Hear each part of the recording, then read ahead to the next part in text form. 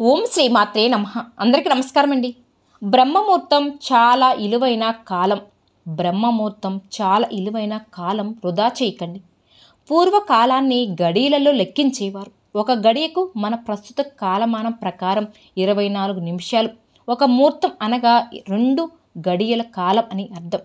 అంటే 48 నిమిషాలను ఒక ముహూర్తం అంటారు. ఒక పగలు ఒక రాత్రిని కలిపిన మొత్తాన్ని అహోరాత్రి అంటారు. ఒక అహోరాత్రులకు ఇలాంటివి 30 ముహూర్తాలు ఉంటాయి. అంటే ఒక రోజుల్లో 30 ముహూర్తాలు జరుగుతూ ఉంటాయి. సూర్యోదయానికి ముందే వచ్చే ముహూర్తాల్లో మొదటిది దీనిని బ్రహ్మ ముహూర్తం అంటారు. అంటే రోజు మొత్తంలో 29వ బ్రహ్మ ముహూర్తం. ఈ ముహూర్తానికి అధిదేవత బ్రహ్మ కాబట్టి దీనికి బ్రహ్మముహూర్తం అని పేరు వచ్చింది. సూర్యోదయం అవడానికి 98 గంటల 48 నిమిషాల మధ్య కాలం ఇది. నిజానికి తెల్లవారుజామున 2 భాగాలు విభజిస్తారు. సూర్యోదయానికి ముందు 2 గడియల అందు కాలాన్ని అనగా 48 నిమిషాల ముందు కాలాన్ని అసూరి ముహూర్తం అని, అసూరి ముహూర్తానికి ముందు 48 నిమిషాల ముందు కాలాన్ని బ్రహ్మముహూర్తం అని అంటారు.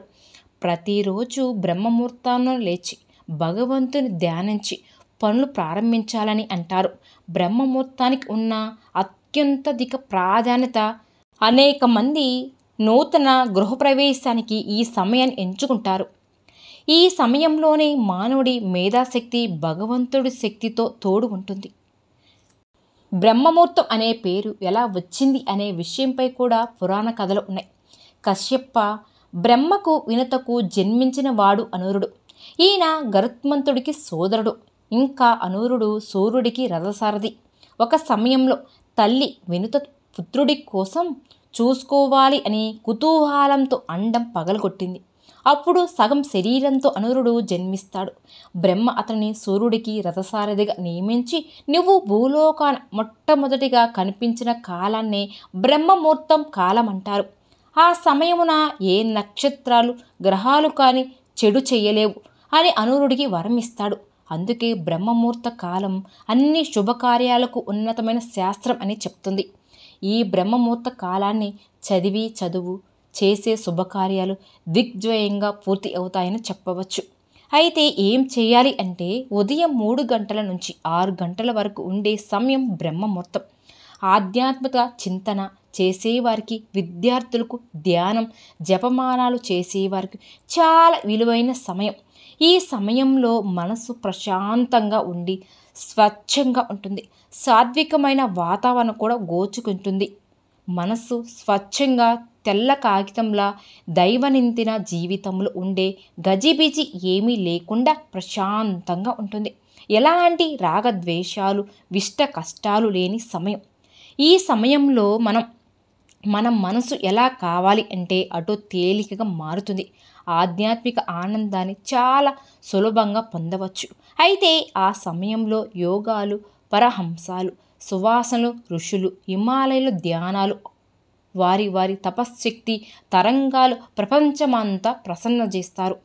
అందువలన ఈ సమయంలో చేసే ధ్యానం మనకు భక్తిపై సిద్ధిస్తుంది. అయితే చాలామంది ఆ సమయంలో నిద్రలో సమయాన్ని వృధా చేస్తూ భక్తి తరంగాల్ని నష్టపోతూ ఉంటారు. ఎలాంటి పూజలు, ధ్యానాలు, సాధనలు లేకపోయినా సరే కనీసం మేలుకొని ఉండమంటారు మన పెద్దవాళ్ళు. చల్లటి నీళ్ళతో తలస్నానం చాలా మంచిది. దీంతో మెదడు, కళ్ళు చల్లగా ఉంటాయి. బ్రహ్మముహూర్తంలో ధ్యానం, జపం, ప్రాణాయామం, ఆసనాలు, కీర్తనలు, స్తోత్రాలు సాధనం చేయడం చాలా మంచిది. బ్రహ్మముహూర్తం చాలా విలువైన కాలం. ఈ సమయాన్ని వృధా చేయకూడదు. పూజలకు, యోగాలకు, ప్రాణాయామానికి ఉపయోగించుకోవాలి.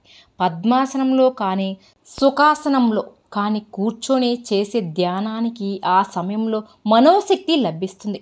మొదలుపెట్టే ముందు 12 సార్లు ఓంకారం, 5 నిమిషాలు ఏదైనా కీర్తన పాడడం వల్ల మనసు త్వరగా భగవంతుడు ధ్యానంలో ఏకాగ్రతను కుదుర్చుకుంటుందట. బ్రహ్మముహూర్తంలో చేసిన ఓంకార ధ్వని వలన మనసు వాటిని తెరుచుకుంటుంది అని చెప్తారు. అందుకే ఋషులు, యోగులు ఈ సమయంలో బిగ్గరగా ఓంకారం జపిస్తారు. ఎప్పుడైతే మనం నాసిక రంధ్రంలోకి శ్వాస ప్రవహిస్తూ ఉంటుందో వెంటనే మన మనసు పనిచేయడం అనేది మొదలు పెడుతుంది. అప్పుడు ధ్యానం బాగా కుదురుతుంది. విన్నారు కదండి. ఈ వీడియో కనుక మీకు నచ్చినట్లయితే ప్లీజ్ లైక్ చేయండి. మరిన్ని వీడియోల కోసం మన ఛానల్ని సబ్స్క్రైబ్ చేసుకోండి. ఓం శ్రీ మాత్రే నమః.